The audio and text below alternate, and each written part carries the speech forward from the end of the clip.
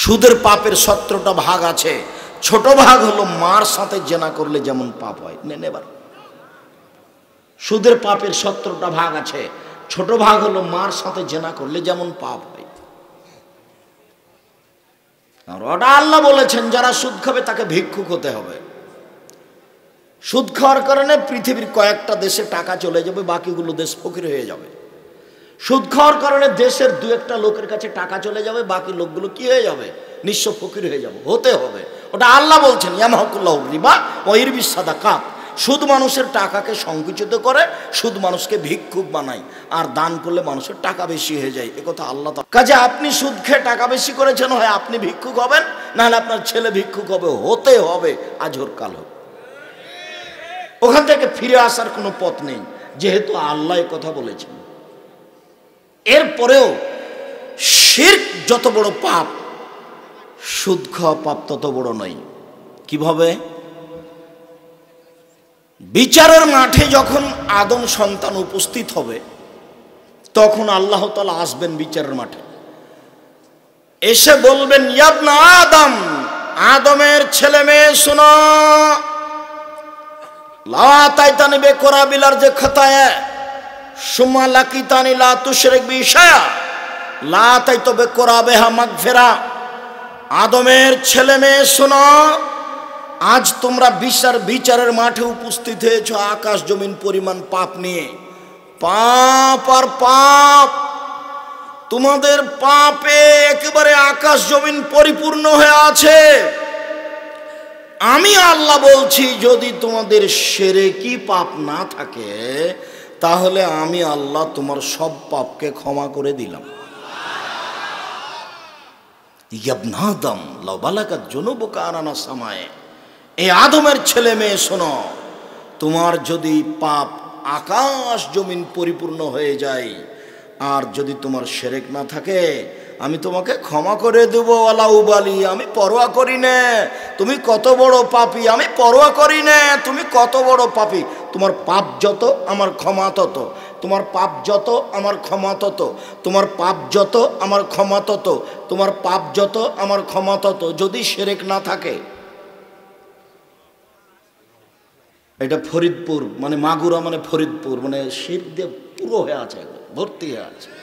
এখানে কত হুজুর আছে তাবিজ লেখে,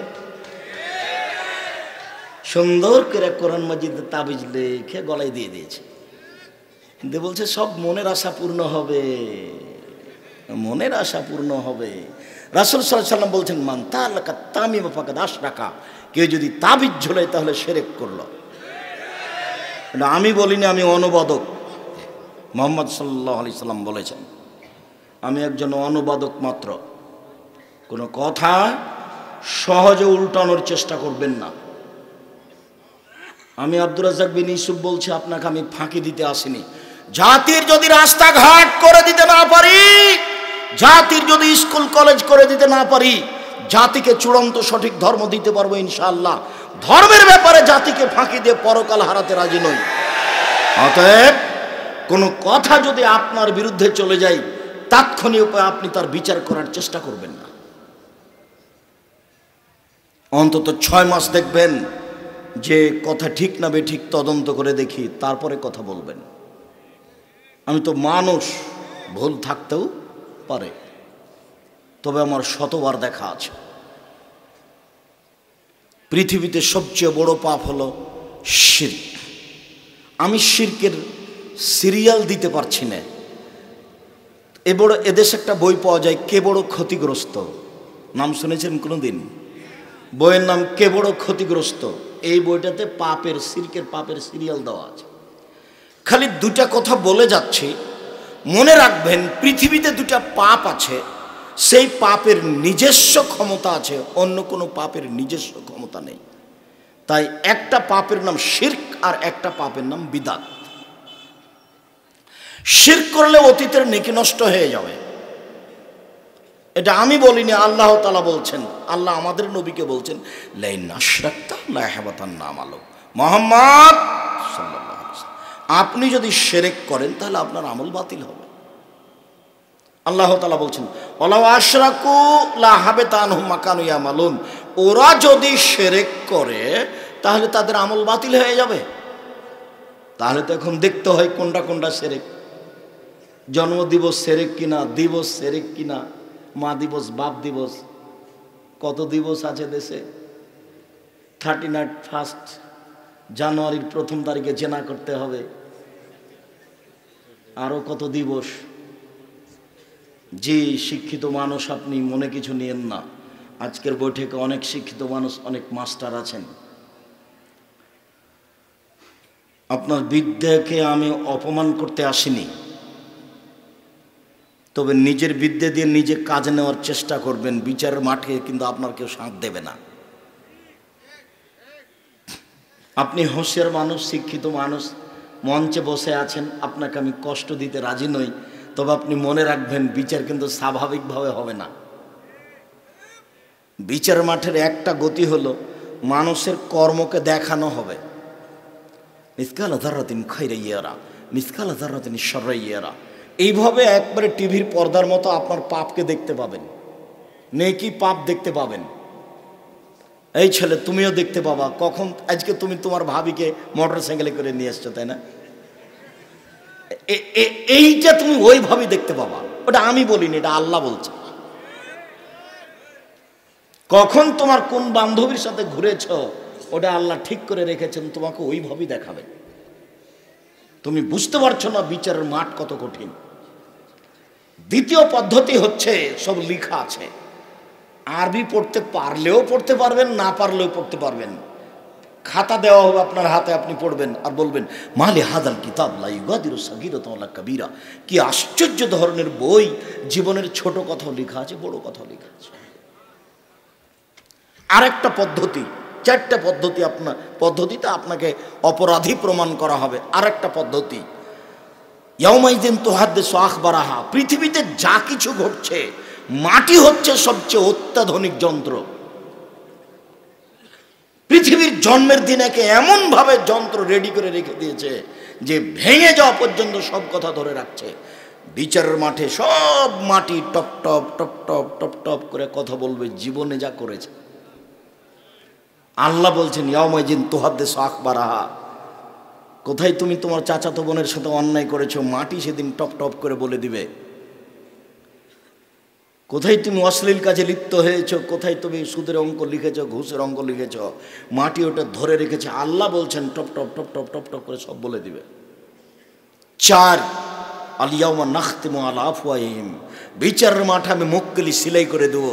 হাতে কথা বলবে, পা বলবে হাত তুমি ঠিক বলেছো। অবাক, আপনার হাতে আপনার বিরুদ্ধে কথা বলবে, পা তখন আপনার বিপক্ষে সাক্ষী দিয়ে বলবে হাত তুমি ঠিক বলেছো। 4টা পদ্ধতিতে আপনাকে অপমান করা হবে। সেই দিন কেউ আপনার সাথ দিবে না। অতএব সমাজের কাছে মাথা নত করে অল্প সময়ের জন্য সম্মান কেনার চেষ্টা করবেন না, যা হবে হবে। সমাজের কাছে মাথা নত করে অল্প সময়ের জন্য সম্মান কেনার চেষ্টা করিয়েন না। এই ছেলে, তোমার মা ভদ্র ঘরের মহিলা, তোমার নানা হাজি মানুষ, তোমার দাদা চৌধুরী মানুষ, এদেশের মাগুরা জেলার সম্মানী মানুষ। তোমার দাদাও হজ করেছে, আর তোমার মা নির্বাচনে দাঁড়িয়ে বলছে ভাইয়া আসো, ভাইয়া আসো, চা খেয়ে যাও, ভাইয়া আসো। তোমার মা এত পচে গেল কি করে? তোমার মা লোককে চা খেতে ডাকে, ভাইয়া আসেন চা খেয়ে যাও। ছি ছি ছি, থু। তোমার বাপ নানাও তো ভালো মানুষ, তোমার দাদাও তো ভালো মানুষ, তোমার মা এত পচে গেল কেন?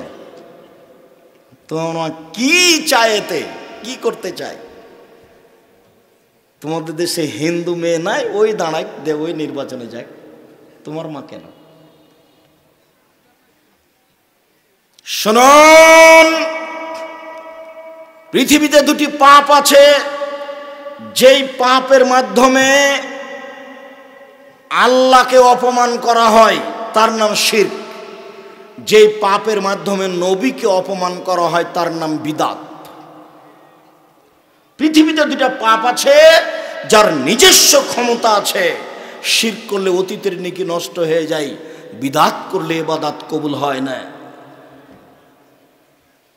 বিদাত করলে ইবাদত কবুল হয় না, বিদাত করলে ইবাদত কবুল হয় না, বিদাত করলে ইবাদত কবুল হয় না।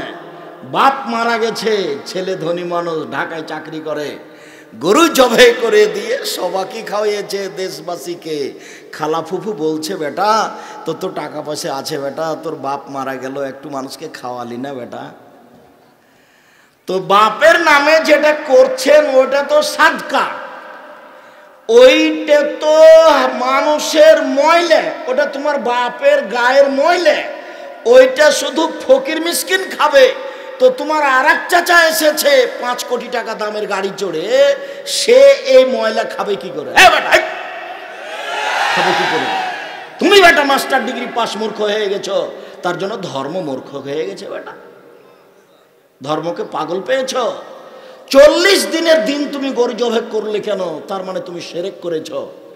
তুমি তোমার বাপের নামে সবাইকে গরু খাইয়ে বিদাত করেছ, তুমি শিরক করেছ, তুমি বেদাত করেছ, তুমি শিরক করেছ, তুমি বেদাত করেছ।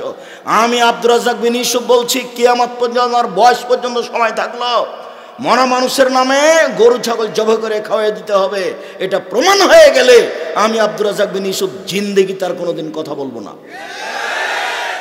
বাপ মরে গেছে, কিছুই যদি বলতে না পারো তাহলে বলবা আল্লাহ আমার বাপকে ক্ষমা করো, এটাই তোমার বাপের জন্য অনেক।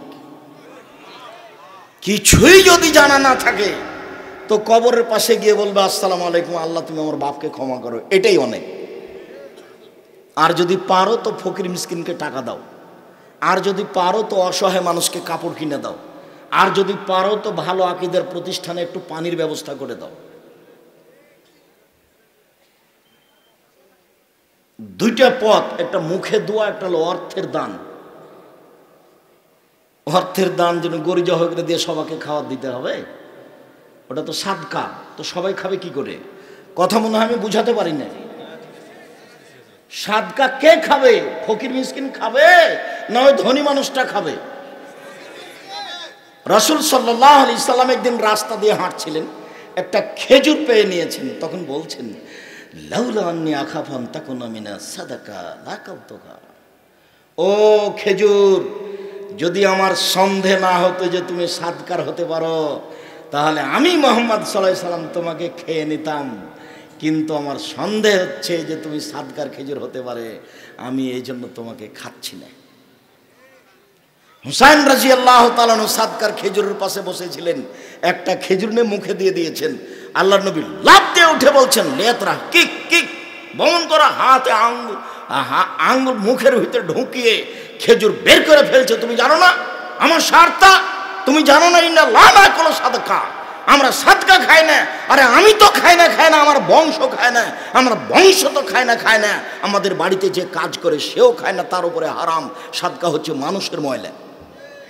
আমি মুহাম্মদ সাল্লাল্লাহু আলাইহি সাল্লাম সাদকা খায় না, আমার বংশ সাদকা খায় না, আমার বাড়ির কাজের লোকে সাদকা খায় না, সাদকা হচ্ছে মানুষের ময়লা। হোসাইন, তুমি সাদকা মুখে দিলে কেন? তোমার মুখের ভিতরে আঙ্গুল ঢুকে তোমাকে বমন করে আমি সাদকা বের করে ফেলে দিলাম। হাদিস বুখারী মুসলিম। আর তোমার চাচা 5 কোটি টাকার গাড়িতে চড়ে এসেছে, তাকে তোমার বাপকে গরু জবাই করে খাওয়াইলে, বেটা পাগল হয়ে গেছে, ধর্ম বোকা হয়ে গেছে। ফরিদপুরে এসে, মাগুরাতে এসে ধর্ম পাগল হয়ে গেছে। সাবধান থাকুন, যা বলছি সেই কথার 19-20 করা অসম্ভব। তবে আমি মানুষ, দীর্ঘ 30 বছর থেকে আমি কোনোদিন অপ্রয়োজনীয় বাক্য বলিনি। দীর্ঘ 30 বছর থেকে আমি কোনোদিন মানুষের কাছে পথ খরচ পাথেও চাইনি। যদি কোনোদিন প্রমাণ হয়ে যায় যে আব্দুর রাজ্জাক সাহেব পথ খরচ পাথেও চেয়েছিল, সেদিন থেকে আমি জাতির সামনে কথা বলবো না। দীর্ঘ 30 বছর থেকে আমি কোনোদিন আমার পরিচয় দিইনি, যে বিজ্ঞাপন পোস্টারে লিখে দিবেন যে আমি অমুক অমুক, আমি পরিচালক এই, এটা যদি কেউ প্রমাণ করে দিতে পারে আমি জাতির সামনে কথা বলবো না।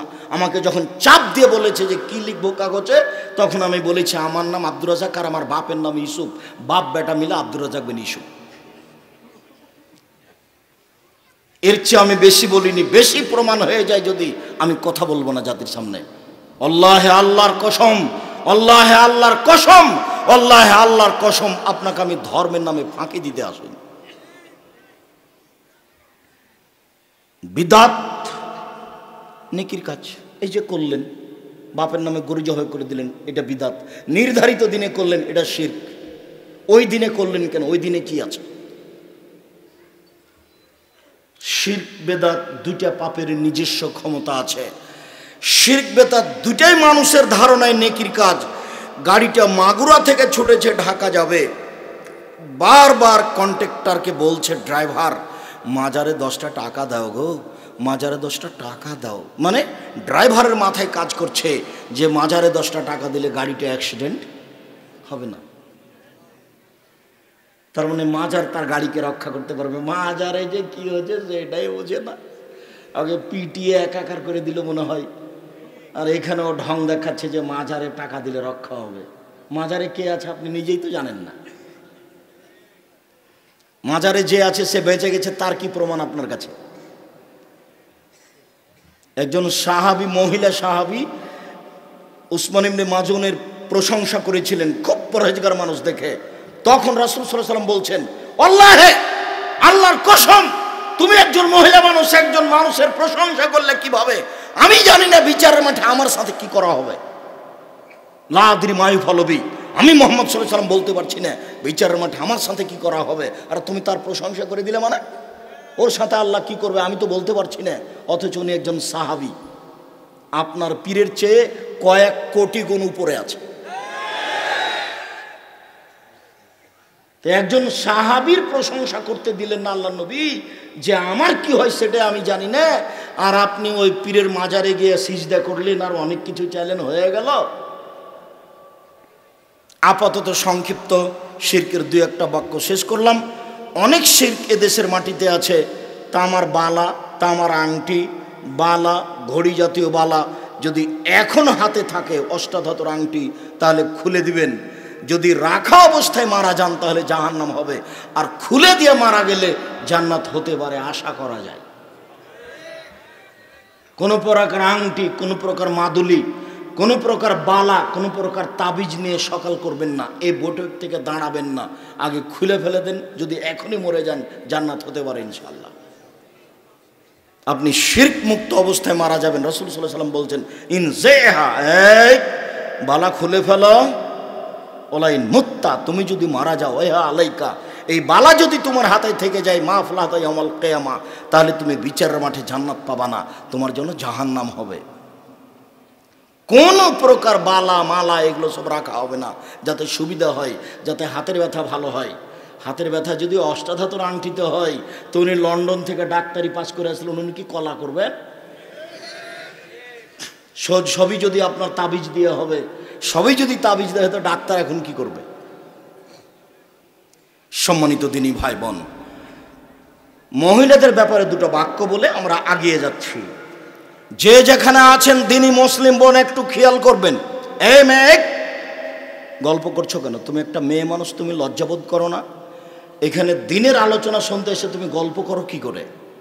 তোমার গায়ে ফ্যাশন বোরকা কেন? এই মেয়ে, তোমার গায়ে ফ্যাশন বোরকা কেন? তোমার বাপ দেখে না? তোমার বাপের একটু লজ্জা হয় না? তোমার মা দেখে না? তোমার মায়ের একটু লজ্জা হয় না? তোমার একটু লজ্জা হয় না? তোমার গায়ে ফ্যাশন বোরকা কেন? তুমি নিজেকে মুসলিম মেয়ে মনে করলে এই বোরকা বাড়িতে গিয়ে আগুন দিয়ে জ্বালিয়ে দিবা। শোনো, কথা রক্ষা করো। ফ্যাশন বোরকা দিয়ে তুমি জান্নাত লাভ করতে পারো না, ভুল হিসাব। 3 শ্রেণীর নারী জান্নাতে যাবে, 3 শ্রেণীর মানুষ জান্নাতে যাবে না। 3 শ্রেণীর মানুষ জান্নাতে যাবে না। 3 শ্রেণীর মানুষ জান্নাতে যাবে না। 1, মদমিনুল খামর, যারা নিয়মিত বিড়ি, তামাক, জর্দা, সিগারেট, গুল, নেশাদার দ্রব্য খায়, পান করে, তারা জান্নাতে যাবে না।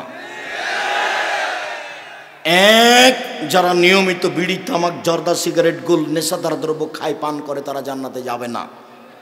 ওখান থেকে পাশ থেকে হুজুর বলছেন, আপনি তো বক্তব্য দিচ্ছেন আব্দুর রাজ্জাক সাহেব, আপনাকে কিছু বলতে পারছি না, তো জর্দা যে হারাম তার প্রমাণ কি? তো আমিও বলছি যে প্রমাণ কি, তো একটু বলি তাহলে, যেহেতু আপনারা জানা আছে। আল্লাহ নবী বললেন, মাসকারা কাসিরহু ফাকালিলুহু হারাম, যে জিনিস বেশি খেলে বিবেকের ক্ষতি হবে তার 1 কণাও হারাম। তো আপনি একটু হাফ কেজি জর্দা খান তো এখন দেখি। খবরদার, না বুঝে মুখ খুলবেন না, চুপ থাকবেন, একবারে লজ্জা করে ধীরে উঠে চলে যাবেন। আর মনে মনে বলবেন আল্লাহ তুমি জর্দা ছেড়ার তৌফিক দান করো, আল্লাহ তুমি জর্দা ছেড়ে দেওয়ার তৌফিক দান করো। মুখ খুলবেন না কারোর সামনে, দেখাবেন না যে জর্দা মাকরু, মাকরু মানে খারাপ। আপনি খারাপ খান আর আমাদের ইমামতি করেন? আপনি খারাপ খেয়ে ইমামতি করেন কি করে? তওবা করেন যে আমি আর জর্দা খাবো না। সম্মানিত দিনী ভাই বোন, যারা বলেছে বিড়ি, তামাক, জর্দা, সিগারেট, গুলজা হারাম, মদ, তার প্রমাণ কোথায়? ও বুঝতে ভুল করেছে। মুহাম্মদ সাল্লাল্লাহু আলাইহি ওয়াসাল্লাম এমন একটা বাক্য বলে দিয়েছেন যে বাংলাদেশ, সৌদি আরব, কুয়েত, কাতার, আমেরিকা, লন্ডন, চীন, জাপান, সারা পৃথিবী জুড়ে চলবে। সেটা হলো এই, যে জিনিস বেশি খেলে বিবেকের ক্ষতি হয় তার কম হারাম। এটা রাসূলের বাক্য, এক বাক্য দিয়ে সারা পৃথিবীকে একবারে ডাবিয়ে দিয়েছে। সম্মানিত দিনী ভাই বোন, জরুরি কথা 2, রাজলাতু মিনান নিসায়ে, পুরুষের বেশধারী নারী জান্নাতে যাবে না। যারা পুরুষের জুতা স্যান্ডেল পরে, যারা পুরুষের শার্ট প্যান্ট পরে, যারা পুরুষের পোশাক পরে, তারা জান্নাতে যাবে না। এই মেয়ে, তোমার পায়ে যে জুতা আছে ওটা তো পুরুষের জুতা, মেয়েদের জুতা তুমি খুঁজে পাও না? সম্মানিত দিনী বোন, আপনাকে আমি অপমান করতে আসিনি, আপনাকে সম্মান করি, আপনাকে আয়েশার মতো মনে করি, আপনাকে খাদিজার মতো মনে করি, আপনাকে আমি মূল্যায়ন করতে চাই। আপনি পুরুষের পোশাক পরা ত্যাগ করুন।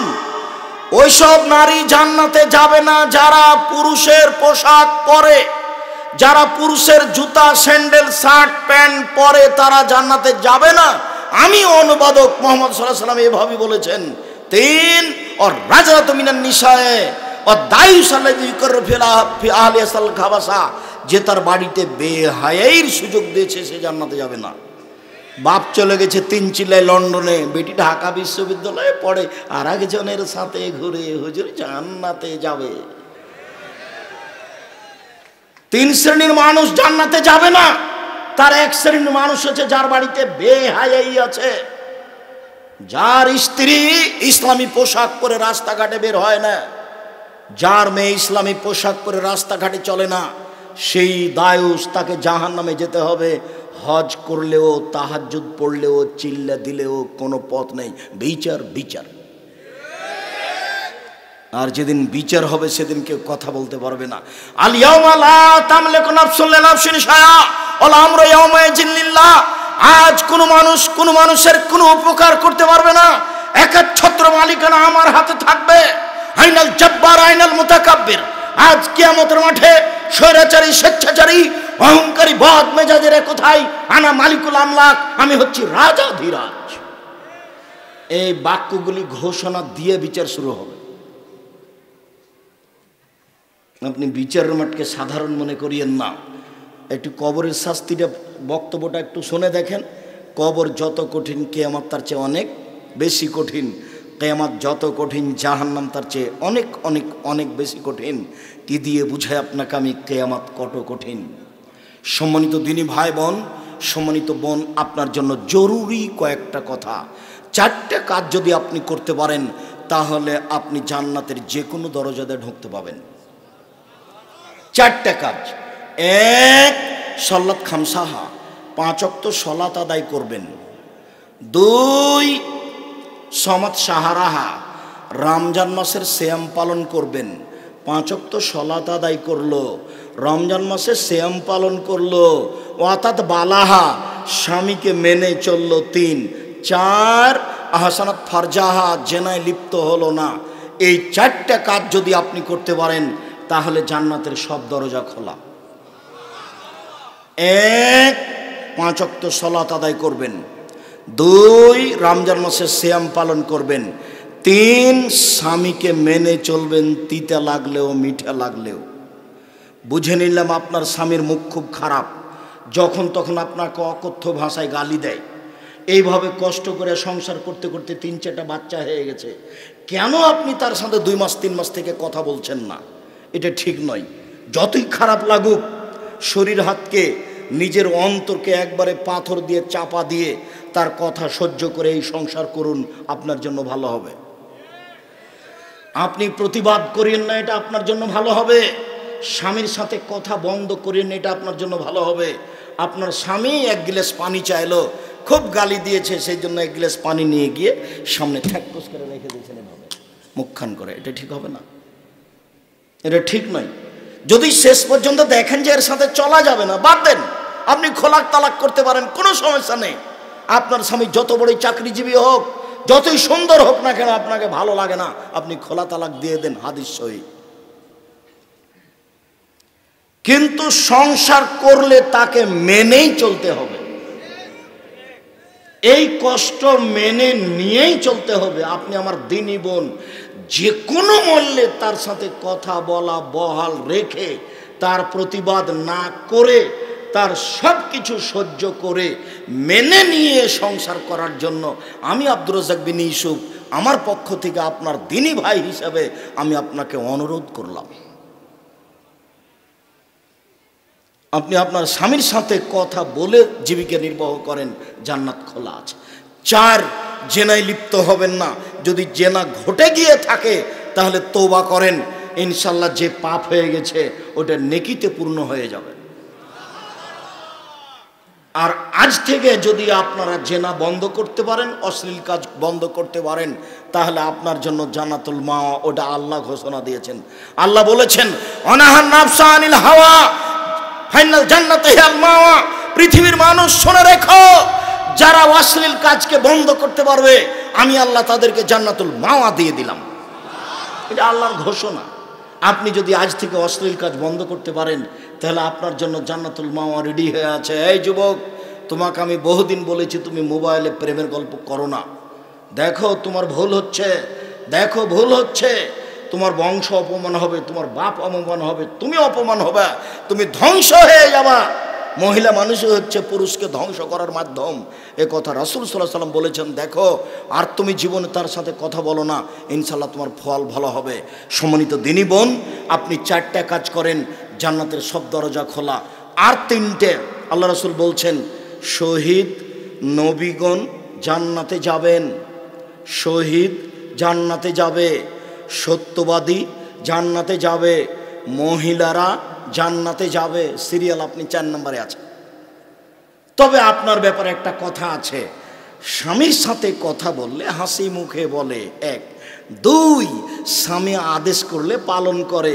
3, স্বামী যখন বাড়িতে থাকে না তখন নিজেকে হেফাজতে রাখে, কারোর সাথে মোবাইলে গল্প করে না, দেবর ভাসুরের সাথে গল্প জমায় না, এই বাড়ি ওই বাড়ি চলে যায় না। এই 3টা কাজ করে যে নারী, সে নারী সিরিয়ালে আছে। 1, নবীগণ জান্নাতে যাবেন। 2, শহীদগণ জান্নাতে যাবেন। 3, সত্যবাদীরা জান্নাতে যাবে। 4, মহিলারা জান্নাতে যাবে। মহিলারা কারা? যাদের 3টা গুণ আছে। 1, স্বামীর সাথে কথা বললে হাসি মুখে বলে। 2, স্বামী আদেশ করলে পালন করে। 3, স্বামী যখন বাড়িতে থাকে না তখন নিজেকে গুটিয়ে হেফাজতে রাখে। তাই তো মুহাম্মদ সাল্লাল্লাহু আলাইহি ওয়াসাল্লাম বলছেন, 4টা জিনিস আছে যার সুখময় জীবন তার, 4টা জিনিস আছে যার সুখময় জীবন তার, 4টা জিনিস আছে যার সুখময় জীবন তার। 1, আলমারাতু সালেহা, ভালো স্ত্রী আপনার মতো। 2, আল জারুস সালেহ, ভালো প্রতিবেশী। প্রতিবেশী ভালো না হলে টিকা যায় না।